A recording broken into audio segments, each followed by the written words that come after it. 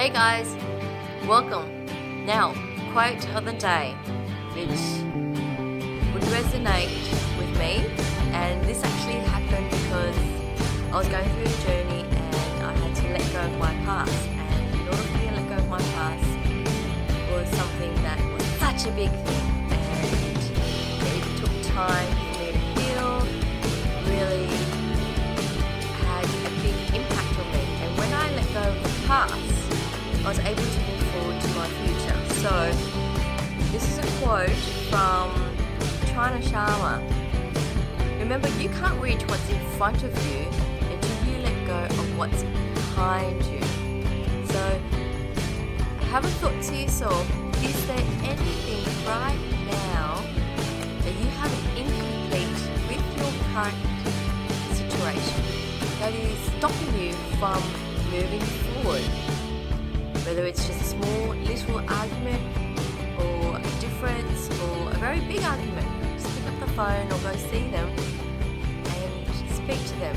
You've got to let go of that. Let go of your past in order for you to move forward. I can use that as my wisdom of the day, actually. I believe that it would help. And when I actually went through my struggles and my pain, and I went to the people to apologize, even though it's not their fault or it is their fault, it didn't matter. For me, it was satisfactory that I just had to let go and be open, have an open communication about it, have clarity, and I didn't expect them to actually turn around to say sorry. I don't expect them to actually say anything. But if they want to say something about it, that's fine. And I believe that with any incompletes, it needs to be addressed. And what I actually love about here at Speakers Institute, it's part of their culture. And we share our incompletes and we share our wins. And each member of the team will go around in the circle and go, what is your incomplete or frustration of the day?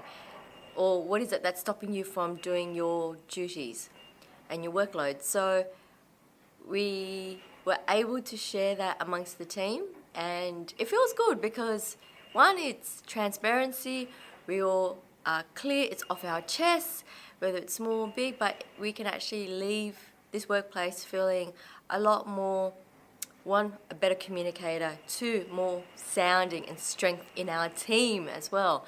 And there's empathy amongst our team, so we get to understand each and every one of us a lot more in depth of our situation. Whether we're sick, whether my daughter's unwell, whether my mum's going through some sort of frustration, just anything whether it's related to work or outside, that's something that I actually want to open to the team, and to me that's like family. To be able to share and communicate and be able to say things without any judgment. So that feels good. I'm here in the office and it is the day after boot camp, and it's actually quiet. Everyone's in their meeting at the moment, and I'm just going through a few things with work and following up on just stuff from the other day. I thought I'll just do this, I suppose, random gratitude moments. I think it feels right. I actually received a message from an old friend, Corinne, and she's an old high school friend. We went to high school for 6 years together, and I've touched another heart. And I am absolutely thankful and absolutely grateful from the bottom of my heart for sharing your story. Even though since high school we haven't spoken to each other, it was actually really nice to receive I'm getting all emotional here. To receive lovely words from you and your situation. And I'm only sending my love and lots of hugs out to you, because you're a beautiful person inside and out. And I do remember writing my Facebook posts on my personal Facebook page, that is, about the friends that I grew up with who loved me for me. I was this skinny, I was this dark and very pimply. I felt like I had volcanoes on my face, but they loved me for me, and it didn't matter what I looked like from the outside, because to me, I don't feel that I was pretty amongst all the other girls in high school, but I kept being me, and that's all I knew, was how to be me. And the friends that was in my community, in that high school, friends of mine, I still keep in touch with, on Facebook, and connecting sometimes very randomly. We'll meet on the street, or we'll catch up and have some coffee. And it's really nice to hear what everybody's doing. But the fact that because I've become this person, I've become this stronger person, it's because people accepted me for me. They loved me for me being me. There was no judgment, there was no bitchiness, there was just, an odd conversation here and there, but I was always present for them. And because of that, they were always present for me. And Corinne, you are one of those lovely high school friends. And for you to reach out after how many years? Since 1998 or 2000? 1998 we graduated. But we did speak here and there. But it's just been so long. And thank you so much. They are absolutely inspiring. And yes, I am a good mum to my daughter. I will always be a very good mum to my daughter, because I'm her mentor, I'm her mum, and she's basically around me all the time. So I can only teach her what I know and explain to her what is the infinite possibility of life. So I want to do another reach out to Tan, actually, and so I'm getting all emotional. Tan actually is so he was one of my, I suppose, students you could call, which I recruited him a long time ago when I worked in education, and he had moved to Melbourne, he worked in education, and I advised him about studying overseas, where should he be studying, and he actually works for an agency in Vietnam. So he's been living here in Australia for quite some time now, and he's set himself up really well, and I went through his journey, and in terms of, because he's in Melbourne but I'm in Sydney, so it was, I'm just talking to him and letting him know about, building confidence and meeting friends and how you going, just doing, checkups. Even though I'm here in Sydney, he's actually wanting to come to Sydney, but I'm going to be in Vietnam. I have friends coming from Canada, and I'm going to be in Vietnam, so I'm going to miss out. But I just want to send out my love to you, because you've actually written this, and I'm going to share it. Sorry, I'm going to embarrass you, but I thought it's worth saying, because Vietnamese community, the mindset is actually very different. So he says, I've shared your videos to your family and your friends, and they love it. It's very inspirational. You motivate people in the way of Western culture, but in the tone of family tone. So I just thought, oh, that is so lovely. And yeah, no, sending out my love to you. So I'm on Instagram, and I post my stories on there as well. And I write them, generally. I write them. And it takes a lot of time to write, but sometimes when I'm in creative flow, I'll just write. But this one was a message from Makumira Graham, and I looked her up, and she runs a successful online business selling fashion, and she's based out in Tanzania.